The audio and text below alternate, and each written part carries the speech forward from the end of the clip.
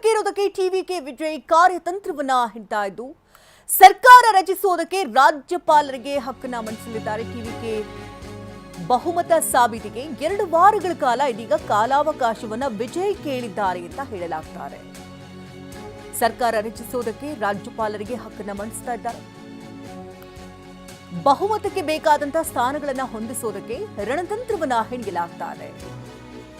108 ಸ್ಥಾನ ಗಳಿಸಿರುವಂತಹ ಟಿವಿಕೆಗೆ ಬಹುಮತಕ್ಕೆ 10 ಸ್ಥಾನಗಳು ಬೇಕಾಗಿದೆ. ಯಾರ ಜೊತೆ ವಿಜಯ್ ಮೈತ್ರಿ ಅನ್ನುವುದೇ ಈಗ ಕುತೂಹಲಕ್ಕೆ ಕಾರಣವಾಗ್ತಾ ಇದೆ. ಈಗಾಗಲೇ ಟಿವಿಕೆಗೆ ಬೆಂಬಲ ನೀಡುವುದಾಗಿ ಕಾಂಗ್ರೆಸ್ ಹೇಳಿಕೊಂಡಿದೆ. ಸಿಪಿಐ ಕೂಡ ಟಿವಿಕೆಗೆ ಬೆಂಬಲ ನೀಡುವುದಕ್ಕೆ ಮುಂದೆ ಬಂದಿದೆ.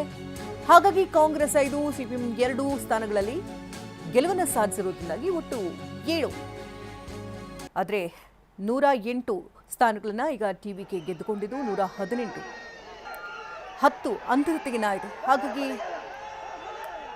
ರಾಜ್ಯಪಾಲರಿಗೆ ಹಕ್ಕನ್ನ ಮಂಡಿಸಿರುವಂತಹ ಟಿವಿಕೆ 2 ವಾರಗಳ ಕಾಲ ಕಾಲಾವಕಾಶವನ್ನ ಕೇಳಲಾಗಿದೆ.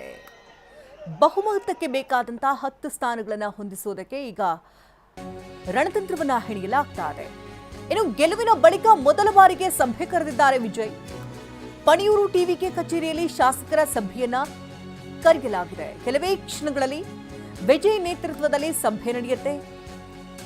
ಈ ಸಭೆಗೆ ಟಿವಿಕೆ ಶಾಸಕರು ಆಗಮಿಸ್ತಾ ಇದ್ದು ಕಚೇರಿಯ ಸಭಾಂಗಣದಲ್ಲಿ ಈಗಾಗಲೇ ಟಿವಿಕೆ ಶಾಸಕರು ಜಮಾಯಿಸಿದ್ದಾರೆ. ಚುನಾವಣೆ ಬಳಿಕ ಶಾಸಕರ ಜೊತೆ ಮೊಟ್ಟ ಮೊದಲ ಬಾರಿಗೆ ವಿಜಯ್ ಸಂವಾದವನ್ನ ನಡೆಸಲಿದ್ದಾರೆ. ಗೆಲುವಿನ ಖುಷಿಯಲ್ಲಿ ತೇಲ್ತಾ ಇರುವಂತಹ ಟಿವಿಕೆ ಪಕ್ಷದ ಶಾಸಕರು ಇದೀಗ ವಿಜಯ್ ಕರೆದಂತಹ ಸಭೆಗೆ ಹಾಜರಾಗ್ತಿದ್ದಾರೆ.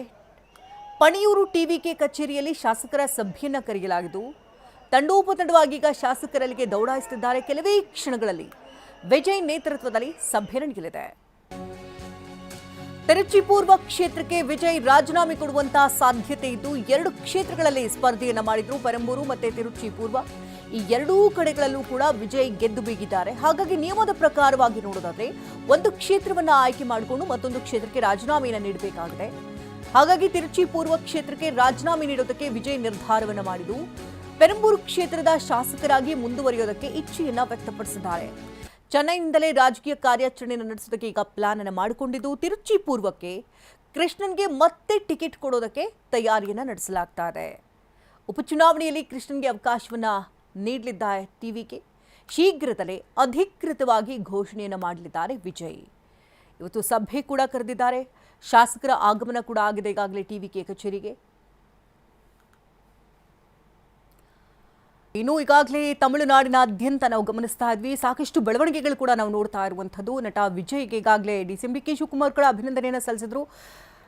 ಇದೀಗ ಗೆಲುವಿನ ಬಳಿಕ ಮೊದಲ ಬಾರಿಗೆ ವಿಜಯ್ ಸಭೆಯನ್ನು ಕೂಡ ಕರೆದಿದ್ದಾರೆ. ಪಣಿಯೂರು ಟಿವಿಕೆ ಕಚೇರಿಯಲ್ಲಿ ಶಾಸಕರ ಸಭೆಯನ್ನು ಕರೆದಿದ್ದು ಕೆಲವೇ ಕ್ಷಣಗಳಷ್ಟೇ ಈಗ ವಿಜಯ್ ನೇತೃತ್ವದಲ್ಲಿ ಸಭೆ ಪ್ರಾರಂಭ ಆಗುತ್ತೆ. ಅದಕ್ಕೆ ಕ್ಷಣಗಣನೆ ಪ್ರಾರಂಭ ಆಗಿದೆ.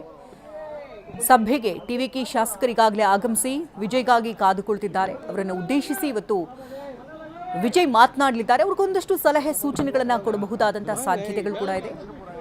ಚುನಾವಣೆಯ ನಂತರದಲ್ಲಿ ಆಗ್ತಾ ಇರುವಂತಹ ಬೆಳವಣಿಗೆಗಳಿದು. ಶಾಸಕರ ಜೊತೆಗೆ ಮೊದಲ ಬಾರಿಗೆ ವಿಜಯ್ ಸಂವಾದವನ್ನ ನಡೆಸುತ್ತಿದ್ದವು. ಈಗಷ್ಟೇ ವಿಜಯ್ ತೆರಳುತ್ತಾ ಇದ್ದಾರೆ. ಕಚೇರಿಯ ಸಭಾಂಗಣದಲ್ಲಿ ಟಿವಿಕೆ ಶಾಸಕರಿಗಾಗಲೇ ಎಲ್ಲ ಜಮಾಯಿಸಿಕೊಳ್ತಿದ್ದಾರೆ. ಇನ್ನು ಕೆಲವೇ ಕ್ಷಣಗಳಲ್ಲಿ ಅವರೊಟ್ಟಿಗೆ ಸಂವಾದವನ್ನ ನಡೆಸಿ ನಂತರದಲ್ಲಿ ಒಂದು ಸುದ್ದಿಗೋಷ್ಠಿ ನಡೆಸುವಂತಹ ಸಾಧ್ಯತೆಗಳು ಕೂಡ ದಟ್ಟವಾಗಿದೆ. ಅಲ್ಲಿ ನೆರೆದಿರುವಂತಹ ಜನರತ್ತ ಕೈ ಬೀಸಿ ಕೈ ಮುಗಿತಾ ಅಲ್ಲಿ ಒಳಭಾಗಕ್ಕೆ ತೆರಳುತ್ತಾ ಇರುವಂತಹ ದೃಶ್ಯಗಳು ನೋಡ್ತಾ ಇದ್ದೀವಿ. ಚೆನ್ನೈನ ಟಿವಿಕೆ ಕಚೇರಿಯಿಂದ ನೇರ ದೃಶ್ಯಾವಳಿಗಳನ್ನು ನಾವು ಗಮನಿಸ್ತಾ ಇರುವಂಥದ್ದು. 108 ಸ್ಥಾನಗಳನ್ನು ಗೆದ್ದು ಬೀಗ್ತಾ ಇದ್ದಂತೆ ತಮಿಳುನಾಡಿನಲ್ಲಿ ಹೊಸ ಅಲಿಗೆ ಈಗಾಗಲೇ ಸೃಷ್ಟಿಯಾಗಿದೆ. ಯಾರೂ ಕೂಡ ನಿರೀಕ್ಷೆ ಮಾಡಿರದಂತಹ ರಿಸಲ್ಟ್ ಇದು. ಒಂದಷ್ಟು ಸ್ಥಾನಗಳಿಗಷ್ಟೇ ತೃಪ್ತಿ ಪಡ್ಕೊಳ್ತಾರೆ. ಕಿಂಗ್ ಮೇಕರ್ ಆಗಬಹುದು ಅನ್ನುವಂಥ ಲೆಕ್ಕಾಚಾರಗಳು ಬಹುತೇಕ ಸಮೀಕ್ಷೆಗಳು ಹೊರಹಾಕಿದ್ದು. ಆದರೆ ಮಿರಾಕಲ್ ಅನ್ನೋ ರೀತಿಯಲ್ಲಿ ರಿಸಲ್ಟ್ ಕಂಪ್ಲೀಟ್ ಆಗಿ ತದ್ವಿರುದ್ಧವಾಗಿ ಬಂದಿದೆ. ಕೇವಲ ಒಂದೇ ಒಂದು ಸಮೀಕ್ಷೆ ಆಕ್ಸಿಸ್ ಮಾತ್ರ ಇವರೇ ಬೇಡಿಕೆ ನಟನಾಗಿ ಅಥವಾ ಬೇಡಿಕೆ ನಾಯಕನಾಗಿ ಬರ್ತಾರೆ ಅನ್ನುವಂತಹ ಸಮೀಕ್ಷೆಗಳನ್ನು ಕೊಟ್ಟಿತ್ತು. ನಂತರದಲ್ಲಿ ಈಗ ಹೊಸದಾದಂಥ ಅಲೆ ತಮಿಳುನಾಡಿನಾದ್ಯಂತ ಸೃಷ್ಟಿಯಾಗಿದೆ. ಹೊಸ ಮುಖ, ತಮ್ಮ ನೆಚ್ಚಿನ ನಾಯಕನನ್ನ ಈಗಾಗಲೇ ಗೆಲ್ಲಿಸಿಕೊಂಡಿದ್ದಾರೆ ಅಲ್ಲಿನ ಜನರು. ಅಧಿಕಾರದ ಗದ್ದುಗೆಗೆ ಏರೋದಕ್ಕೆ ಪಟ್ಟಾಭಿಷೇಕ ಆಗೋದಕ್ಕೆ ಈಗ ದಿನಗಣನೆ ಪ್ರಾರಂಭ ಆಗಿದೆ. ಯಾವ ಕ್ಷಣದಲ್ಲಿ ಬೇಕಾದರೂ ಸರ್ಕಾರ ರಚನೆ ಮಾಡಬಹುದು. ಆದರೆ 2 ವಾರಗಳ ಕಾಲ ಸದ್ಯದ ಮಟ್ಟಿಗೆ ಕಾಲಾವಕಾಶವನ್ನು ವಿಜಯ್ ಕೇಳಿದ್ದಾರೆ ಅಂತ ಹೇಳಲಾಗ್ತಾ ಇದೆ. ಇನ್ನು ವಿಜಯ್ ಟಿವಿಕೆ ಕಚೇರಿಗೆ ಆಗಮಿಸ್ತಾ ಇದ್ದಂತೆ ಅಲ್ಲಿದ್ದಂಥ ರಸ್ತೆಯ 2 ಇಕ್ಕೆಲಗಳಲ್ಲಿ ವಿಜಯರನ್ನು ಕಣ್ತುಂಬಿಕೊಳ್ಳೋದಕ್ಕೆ ದೊಡ್ಡ ಮಟ್ಟದಲ್ಲಿ ಸಂಖ್ಯೆಯಲ್ಲಿ ಜನರು ಕೂಡ ಜಮಾಯಿಸಿದ್ರು. ಅವರತ್ತ ಕೈ ಬೀಸಿ ನಮಸ್ಕಾರ ಮಾಡ್ತಾ ಗೆಲುವಿನ ನಗೆ ಬೀರ್ತಾ ಒಳಭಾಗಕ್ಕೆ ತೆರಳಿದ್ದಾರೆ. ಶಾಸಕರೊಟ್ಟಿಗೆ ಇನ್ನು ಕೆಲವೇ ಕ್ಷಣಗಳಲ್ಲಿ ಸಂವಾದವನ್ನು ನಡೆಸಿ ನಂತರದಲ್ಲಿ ಸುದ್ದಿಗೋಷ್ಠಿ ನಡೆಸುವಂತ ಸಾಧ್ಯತೆ ಇದೆ. ಈಗ ತಮಿಳುನಾಡಿನಲ್ಲಿ ರಾಜಕೀಯ ಚಟುವಟಿಕೆ ಮತ್ತಷ್ಟು ಗರಿಗೆದರಿದ್ದು ಸಿಎಂ ಪಟ್ಟಕ್ಕೆ ಇರೋದಕ್ಕೆ ಟಿವಿಕೆ ವಿಜಯ್ ಈಗಾಗಲೇ ಕಾರ್ಯತಂತ್ರವನ್ನು ಹೆಣಿತಾ ಇದ್ದಾರೆ. ಗೆಲುವಿನ ಬಳಿಕ ಮೊಟ್ಟಮೊದಲ ಬಾರಿಗೆ ಸಭೆಯನ್ನು ಕರೆದಿದ್ದಾರೆ ವಿಜಯ್. ಪಣಿಯೂರು ಟಿವಿಕೆ ಕಚೇರಿಯಲ್ಲಿ ಶಾಸಕರ ಸಭೆಯನ್ನು ಈಗಾಗಲೇ ನಿಗದಿಪಡಿಸಲಾಗಿದ್ದು ಕೆಲವೇ ಕ್ಷಣಗಳಲ್ಲಿ ಈಗ ವಿಜಯ್ ನೇತೃತ್ವದಲ್ಲಿ ಸಭೆ ನಡೆಯುತ್ತೆ. ಈಗಾಗಲೇ ವಿಜಯ್ ಕೂಡ ಎಂಟ್ರಿಯನ್ನು ಕೊಟ್ಟಿದ್ದಾರೆ. ಚೆನ್ನೈನ ಟಿವಿಕೆ ಕಚೇರಿಗೆ ಈಗಾಗಲೇ ವಿಜಯ್ ಆಗಮಿಸಿದ್ದು ಗೆದ್ದ ಬಳಿಕ ಶಾಸಕರ ಜೊತೆ ಮೊಟ್ಟ ಮೊದಲ ಬಾರಿಗೆ ವಿಜಯ್ ನಡೆಸ್ತಾ ಇರುವಂತಹ ಪ್ರಥಮ ಸಂವಾದ ಇದು. ಈ ಸಂವಾದದಲ್ಲಿ ತಮ್ಮನ್ನ ನೆಚ್ಚಿಕೊಂಡು ತಮ್ಮ ಪಕ್ಷಕ್ಕೆ ಎಂಟ್ರಿ ಕೊಟ್ಟಂತಹ ಶಾಸಕರಿಗೆ ಅವರು ಧನ್ಯವಾದ ಹೇಳುವಂತಹ ಸಾಧ್ಯತೆಗಳಿದೆ. ಹಾಗೆ ಮುಂದೆ ಆಗಬಹುದಾದಂತಹ ಏನೆಲ್ಲ ಬೆಳವಣಿಗೆಗಳಿರುತ್ತೆ, ಕಾರ್ಯತಂತ್ರಗಳಿರುತ್ತೆ, ರಾಜಕೀಯ ಚಟುವಟಿಕೆಗಳಿರುತ್ತೆ, ಇದೆಲ್ಲದರ ಬಗ್ಗೆ ಕೂಡ ಅವರೊಟ್ಟಿಗೆ ಕುಳಿತು ಮುಕ್ತವಾಗಿ ಸಂವಾದವನ್ನು ನಡೆಸಲಿದ್ದಾರೆ. ನಂತರದಲ್ಲಿ ಸುದ್ದಿಗೋಷ್ಠಿ ನಡೆಸುವಂತಹ ಸಾಧ್ಯತೆ ಕೂಡ ದಟ್ಟವಾಗಿದೆ. 2 ವಾರಗಳ ಕಾಲಾವಕಾಶವನ್ನು ರಾಜ್ಯಪಾಲರ ಬಳಿ ಈಗಾಗಲೇ ಕೇಳಿದ್ದಾರೆ. ಈಗಾಗಲೇ ಕಾಂಗ್ರೆಸ್ ಸೇರಿದಂತೆ ಸಿಪಿಐ ಕೂಡ ಈಗ ಕೈ ಜೋಡಿಸುವುದಕ್ಕೆ ಮುನ್ನೆಲೆಗೆ ಅಂದರೆ ತುದಿಗಾಲಲ್ಲಿ ಬಂದು ನಿಂತಿದೆ. ಆದರೆ ಕಾದು ನೋಡುವಂತಹ ತಂತ್ರಕ್ಕೆ ಈಗ ವಿಜಯ್ ಮುಂದಾಗ್ತಾ ಇದ್ದಾರೆ. ಇನ್ನು ಸ್ಥಳದಿಂದ ನೇರ ಸಂಪರ್ಕದಲ್ಲಿ ಚೆನ್ನೈನಿಂದ ಜಾಯ್ನ್ ಆಗ್ತಿದ್ದಾರೆ ಹರೀಶ್ ಇದ್ದಾರೆ. ಹರೀಶ್, ಈಗಾಗಲೇ ವಿಜಯ್ ಗೆಲುವಿನ ನಗೆ ಬೀರಿದಂತಹ ಬೆನ್ನಲ್ಲೇ ಮೊಟ್ಟ ಮೊದಲ ಬಾರಿಗೆ ಶಾಸಕರೊಟ್ಟಿಗೆ ಸಂವಾದವನ್ನು ನಡೆಸೋದಕ್ಕೆ ಈಗಷ್ಟೇ ತೆರಳಿದ್ದಾರೆ. ನಾವು ನೋಡ್ತಾ ಇದ್ವಿ ದೃಶ್ಯಗಳಲ್ಲಿ ರಸ್ತೆ 2 ಇಕ್ಕೆಲಗಳಲ್ಲಿ ಜನಸ್ತೋಮವೆಯಲ್ಲಿ ನೆರೆದಿತ್ತು. ಜನರತ್ತ ಕೈ ಬೀಸಿ ನಮಸ್ಕಾರ ಮಾಡ್ತಾ ಅವರು ತೆರಳಿದ್ದಾರೆ. ಎಷ್ಟು ಜನ ಸೇರಿದ್ದಾರೆ ಸರಿಸುಮಾರು? ಏನೆಲ್ಲ ಆಗಬಹುದು? ಏನೆಲ್ಲ ಚರ್ಚೆಗಳಾಗುತ್ತೆ?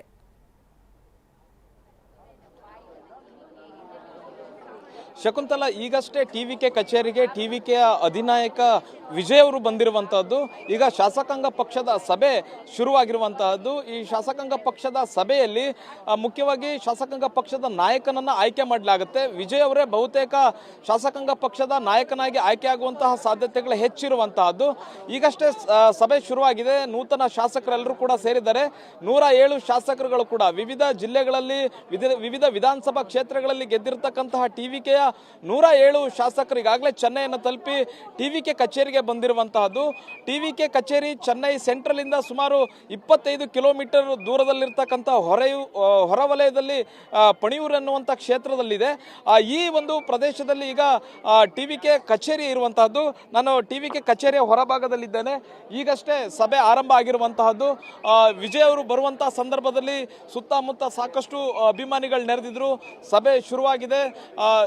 ಇದೇ ಕಾಂಪೌಂಡ್ನ ಒಳಗಡೆ ಕಚೇರಿ ಇರುವಂತಹದ್ದು. ಕಚೇರಿಯ ಒಳಗಡೆ ಒಂದು ಸಭಾಂಗಣ ಇದೆ, ಅಲ್ಲಿ ಸಭೆಯನ್ನು ಸೇರಿದ್ದಾರೆ. ಎಲ್ಲ ಟಿವಿಕೆಯ ನೂತನ ಶಾಸಕರು ಹಾಜರಾಗಿರುವಂತಹದ್ದು. ಒಂದಷ್ಟು ಸಲಹೆ ಸೂಚನೆಗಳನ್ನು ಈ ಒಂದು ಸಭೆಯಲ್ಲಿ ಕೊಡ್ತಾರೆ. ಎಲ್ಲರೂ ಕೂಡ ಹೊಸದಾಗಿ ಗೆದ್ದು ಬಂದಂಥವರೇ ಹೆಚ್ಚಿನದಾಗಿರೋದ್ರಿಂದ ಮತ್ತೆ ಇದು ಹೊಸ ಪಕ್ಷ ಆಗಿರೋದ್ರಿಂದ, ಹೊಸ ಪಕ್ಷವಾಗಿ ಹೊಸದಾಗಿ ಸರ್ಕಾರವನ್ನು ರಚನೆ ಮಾಡ್ತಾ ಇರೋದ್ರಿಂದ ಮುಖ್ಯವಾಗಿ ಯಾವುದೇ ರೀತಿಯಾದಂಥ ಅನುಭವ ಇಲ್ಲದೆ ಒಂದು ಸರ್ಕಾರ ರಚನೆ ಆಗ್ತಾ ಇದೆ. ಹೀಗಾಗಿ ಒಂದಷ್ಟು ಸಲಹೆ ಸೂಚನೆಗಳು ಈ ಸಂದರ್ಭದಲ್ಲಿ ಅವಶ್ಯಕತೆ ಇದೆ ಶಾಸಕರಿಗೆ. ಆ ಸಲಹೆ ಸೂಚನೆಗಳನ್ನು ಈ ಒಂದು ಸಂದರ್ಭದಲ್ಲಿ ವಿಜಯ್ ಅವರು ಕೊಡುವಂತಹ ಸಾಧ್ಯತೆ ಇದೆ. ಜೊತೆಗೆ ಮುಂದೆ ಸರ್ಕಾರ ರಚನೆ ಮಾಡಲಿಕ್ಕೆ ಬೇರೆ ಬೇರೆ ಪಕ್ಷಗಳ ಸಹಾಯದ ಅವಶ್ಯಕತೆ ಇದೆ. ಯಾವೆಲ್ಲ ಪಕ್ಷಗಳು ಸಹಾಯವನ್ನು ಕೊಡ್ತವೆ, ಯಾವ್ಯಾವ ಪಕ್ಷಗಳ ಶಾಸಕರುಗಳು ಬೆಂಬಲವನ್ನು ಕೋರಿದ್ದಾರೆ, ಇವೆಲ್ಲದರ ಮಾಹಿತಿಯನ್ನು ಇವತ್ತು ವಿಜಯ್ ಅವರು ತಮ್ಮ ಶಾಸಕರುಗಳಿಗೆ ಕೊಡ್ತಾರೆ. ಅನಂತರ ಶಾಸಕಾಂಗ ಪಕ್ಷದ ಸಭೆಯಲ್ಲಿ ನೂತನ ಶಾಸಕಾಂಗ ಪಕ್ಷದ ನಾಯಕನನ್ನು ಆಯ್ಕೆ ಮಾಡಲಾಗುತ್ತೆ. ಅದು ಬಹುತೇಕ ವಿಜಯ್ ಅವರೇ ಶಾಸಕಾಂಗ ಪಕ್ಷದ ನಾಯಕರಾಗ್ತಾರೆ. ಯಾಕಂತಂದ್ರೆ ಯಾರು ಶಾಸಕಾಂಗ ಪಕ್ಷದ ನಾಯಕರಾಗ್ತಾರೆ ಅವರೇ ಮುಖ್ಯಮಂತ್ರಿ ಆಗುವಂತಹ ಚಾನ್ಸಸ್ ಹೆಚ್ಚಿರೋದ್ರಿಂದ ವಿಜಯ್ ಅವರೇ ಟಿವಿಕೆ ಪಕ್ಷದ ಶಾಸಕಾಂಗ ಪಕ್ಷದ ನಾಯಕರಾಗಿ ಘೋಷಣೆ ಮಾಡುವಂತಹ ಸಾಧ್ಯತೆ ಇದೆ. ಜೊತೆಗೆ ಯಾವೆಲ್ಲ ಪಕ್ಷಗಳು ಟಿವಿಕೆಗೆ ಬೆಂಬಲ ಕೊಡ್ತವೆ ಅಂದರೆ 10 ಸ್ಥಾನಗಳಿನ್ನೂ ಅವಶ್ಯಕತೆ ಇದೆ. ಟಿವಿಕೆ ಗೆದ್ದಿರ್ತಕ್ಕಂಥದ್ದು 108 ಕ್ಷೇತ್ರಗಳು. 108 ಕ್ಷೇತ್ರಗಳಲ್ಲಿ ಒಂದು ಕ್ಷೇತ್ರಕ್ಕೆ ವಿಜಯ್ ಅವರು ರಾಜೀನಾಮೆಯನ್ನು ಕೊಡಬೇಕಾಗತ್ತೆ. ತಿರುಚಿ ಪೂರ್ವ ಕ್ಷೇತ್ರಕ್ಕೆ ಅವರು ವಿಜಯ್ ಅವರು ರಾಜೀನಾಮೆ ಕೊಡ್ತಾರೆ ಅನ್ನುವಂತಹದನ್ನ ಹೇಳಲಾಗ್ತಿದೆ. ಒಂದ್ ವೇಳೆ ಅವರು ರಾಜೀನಾಮೆಯನ್ನ ಕೊಟ್ಟಿದೆ ಅದಲ್ಲಿ 107 ಶಾಸಕರ ಬಲ ಅಷ್ಟೇ ಈಗ ಟಿವಿಕೆಗೆ ಸಿಕ್ಕಂಗಾಗುತ್ತೆ. ಇನ್ನು 11 ಶಾಸಕರ ಬೆಂಬಲ ಬೇಕಾಗುತ್ತೆ. ಬೇರೆ ಬೇರೆ ಪಕ್ಷಗಳ ಬೆಂಬಲ ಈಗಾಗಲೇ ಕೋರಿರುವಂತಹದ್ದು. ಮುಖ್ಯವಾಗಿ ಕಾಂಗ್ರೆಸ್ ಕೂಡ 5 ಸ್ಥಾನಗಳನ್ನ ಗೆದ್ದಿದೆ. ಆದ್ರೆ ಡಿಎಂಕೆಯ ಮೈತ್ರಿಕೂಟದಲ್ಲಿ ಕಾಂಗ್ರೆಸ್ ಇದೆ. ಈಗ ಕಾಂಗ್ರೆಸ್ ಟಿವಿಕೆಗೆ ಬೆಂಬಲ ಕೊಡುತ್ತಾ ಇಲ್ವಾ ಅನ್ನುವಂಥದ್ರ ಬಗ್ಗೆ ಯಾವುದೇ ರೀತಿಯಂತ ಸ್ಪಷ್ಟತೆ ಇಲ್ಲ. ಆದ್ರೆ ಟಿವಿಕೆ ಬಗ್ಗೆ ಕಾಂಗ್ರೆಸ್ಗೆ ಒಂದು ಮೃದು ಧೋರಣೆ ಇದೆ. ಈಗಾಗಲೇ ರಾಹುಲ್ ಗಾಂಧಿ ಅವರು ಟಿವಿಕೆಯ ನಾಯಕ ವಿಜಯ್ ಅವರ ಜೊತೆ ನಿನ್ನೆ ಒಂದು ಸುತ್ತು ದೂರವಾಣಿ ಮೂಲಕ ಮಾತನಾಡಿ ಈ ಒಂದು ಚುನಾವಣೆಯಲ್ಲಿ ಗೆಲುವನ್ನ ಸಾಧಿಸಿರೋದಕ್ಕೆ ಶುಭಾಶಯವನ್ನು ಕೂಡ ಕೋರಿದ್ದಾರೆ. ಕರ್ನಾಟಕದ ಉಪಮುಖ್ಯಮಂತ್ರಿ ಡಿ.ಕೆ. ಶಿವಕುಮಾರ್ ಅವರು ಕೂಡ ವಿಜಯ್ ಅವರ ಗೆಲುವಿಗೆ ಕಂಗ್ರಾಚುಲೇಟ್ ಕೂಡ ಹೇಳಿರುವಂತಹದ್ದು. ಇವೆಲ್ಲ ಕಾಂಗ್ರೆಸ್ನ ನಡೆಗಳನ್ನ ನೋಡ್ತಾ ಇದ್ರೆ ಬೆಂಬಲ ಕೊಡುವಂತಹ ಸಾಧ್ಯತೆ ಹೆಚ್ಚಾಗಿರುವಂತಹದ್ದು. ಇನ್ನು ಬಹುಮುಖ್ಯವಾಗಿ ಪಿಎಂಕೆಯ 4 ಸದಸ್ಯರು ಗೆದ್ದಿರುವಂತಹದ್ದು. ಅವರೇನಾದ್ರೂ ಬೆಂಬಲ ಕೊಡ್ತಾರ ಅನ್ನುವಂತಹ ಚರ್ಚೆಗಳು ನಡೀತಾ ಇದೆ. ಆದರೆ ಯಾವುದೇ ಮುಖ್ಯವಾಗಿ ಇನ್ನೂ ಕೂಡ ಅಧಿಕೃತವಾಗಿ ಯಾವ ಪಕ್ಷ ಬೆಂಬಲ ಕೊಡುತ್ತೆ, ಯಾವ ಪಕ್ಷ ಬೆಂಬಲ ಕೊಡೋಲ್ಲ ಅನ್ನುವಂಥದ್ರ ಬಗ್ಗೆ ಯಾವುದೇ ರೀತಿಯ ಸ್ಪಷ್ಟತೆ ಇಲ್ಲ. ಇತ್ತೀಚಿನ ಮಾಹಿತಿ ಪ್ರಕಾರ ಎಐಎಡಿಎಂಕೆಯ 10 ಶಾಸಕರುಗಳು ಟಿಎಂಕೆಗೆ ಬರೋದಕ್ಕೆ ಎಲ್ಲ ಸಿದ್ಧತೆಗಳು ನಡೀತಾ ಇದೆ. ಈಗಾಗಲೇ 10ಕ್ಕೂ ಹೆಚ್ಚು ಶಾಸಕರು ಟಿವಿಕೆ ವಿಜಯ್ ಅವರ ಸಂಪರ್ಕದಲ್ಲಿದ್ದಾರೆ ಅನ್ನುವಂತಹ ಮಾಹಿತಿಗಳು ಸಿಗ್ತಾ ಇದೆ. ಒಂದ್ ವೇಳೆ ಎಐಎಡಿಎಂಕೆಯನ್ನ ತುಂಡು ಮಾಡಿ ಅಲ್ಲಿ ಒಂದಷ್ಟು ಶಾಸಕರು ಹೊರಬಂದು ಟಿವಿಕೆಯನ್ನ ಸೇರ್ಕೊಂಡಿದ್ದೆ ಆದಲ್ಲಿ ಬೇರೆ ಸಣ್ಣ ಪುಟ್ಟ ಪಕ್ಷಗಳ ಅವಶ್ಯಕತೆ ಇರೋದಿಲ್ಲ. ಅಲ್ಲಿ ಚುನಾವಣೆ ನಡಿಬೇಕಾಗುತ್ತೆ. ಅಲ್ಲಿ ರಾಜೀನಾಮೆಯನ್ನ ಕೊಟ್ಟರು ಅಂತಂದ್ರೆ ಅಲ್ಲಿ ಚುನಾವಣೆ ನಡಿಬೇಕಾಗುತ್ತೆ. ಇಲ್ಲ ಅಂತಂದ್ರೆ 50%ಗೂ ಹೆಚ್ಚು ಶಾಸಕರುಗಳು ಎಐಡಿಎಂಕೆಯಿಂದ ಬಂದು ಟಿವಿಕೆಗೆ ಸೇರ್ಕೊಳ್ಬೇಕಾಗತ್ತೆ. ಆ ಚಾನ್ಸಸ್ ಕಡಿಮೆ ಇದೆ. ಕೇವಲ 10ರಿಂದ 12 ಶಾಸಕರ ಸಂಪರ್ಕ ಈಗ ವಿಜಯ್ ಅವರಿಗಿದೆ. ಯಾರು ಆ ಕ್ಷೇತ್ರದಲ್ಲಿ ಗೆದ್ದಿದ್ದಾರೆ ಅವರು ರಾಜೀನಾಮೆಯನ್ನು ಕೊಟ್ಟು ಮತ್ತೆ ಟಿವಿಕೆ ಸಿಂಬಲ್ ಮೇಲೆ ಚುನಾವಣೆಯನ್ನು ಎದುರಿಸಿ ಗೆದ್ದು ಬರಬೇಕಾಗುತ್ತೆ. ಈ ಎಲ್ಲ ಲೆಕ್ಕಾಚಾರಗಳನ್ನ ಮಾಡ್ತಾ ಇದ್ದಾರೆ. ಈಗ ಚುನಾವಣೆಯನ್ನು ಎದುರಿಸಿ ಟಿವಿಕೆ ಪಕ್ಷದಲ್ಲಿ ನಿಲ್ಲಿಸಿ ಅವ್ರನ್ನ ಮತ್ತೆ ಚುನಾವಣೆಗೆ ಗೆಲ್ಲಿಸ್ಕೊಂಡು ಬರುವಂತಹದ್ದು ಟಿವಿಕೆಯ ಹೊಣೆಗಾರಿಕೆ ಆಗಿರುತ್ತೆ. ಇವೆಲ್ಲ ಲೆಕ್ಕಾಚಾರಗಳು ಇರುವಂತಹದ್ದು. ಇದ್ಯಾವುದು ಬೇಡ, ಎಐಡಿಎಂಕೆ ಇಂದ 10-12 ಶಾಸಕರನ್ನ ಕರೆದುಕೊಂಡು ಬರೋದು ಬೇಡ, ಬೇರೆ ಬೇರೆ ಸಣ್ಣ ಪುಟ್ಟ ಪಕ್ಷಗಳ ಬೆಂಬಲ ಸಿಕ್ಕಿದ್ರೆ ಸಾಕು ಅನ್ನುವಂತಹ ನಿಟ್ಟಿನಲ್ಲೂ ಲೆಕ್ಕಾಚಾರಗಳು ಇರುವಂತಹದ್ದು. ಹೀಗಾಗಿ 2 ರೀತಿಯ ಲೆಕ್ಕಾಚಾರಗಳು ನಡೀತಾ ಇದೆ. ಟಿವಿಕೆ ಪಕ್ಷದ ಬೆಳವಣಿಗೆಗೆ ಮತ್ತೆ ಸುಭದ್ರ ಸರ್ಕಾರವನ್ನ ಕೊಡ್ಲಿಕ್ಕೆ ಯಾವುದು ಉಪಯುಕ್ತವಾದ ದಾರಿ ಇದೆ ಅನ್ನುವಂತಹದನ್ನ ವಿಜಯ್ ಅವರು ಇವತ್ತು ಶಾಸಕರ ಜೊತೆ ಚರ್ಚೆ ಮಾಡಿ ಒಂದು ಅಂತಿಮ ನಿರ್ಧಾರವನ್ನ ಹೊರ ಹಾಕ್ತಾರೆ. ಶಕುಂತಲಾ, ಧನ್ಯವಾದ ಹರೀಶ್. ತಮ್ಮ ಲೈವ್ ಅಪ್ಡೇಟ್ಸ್ಗಾಗಿ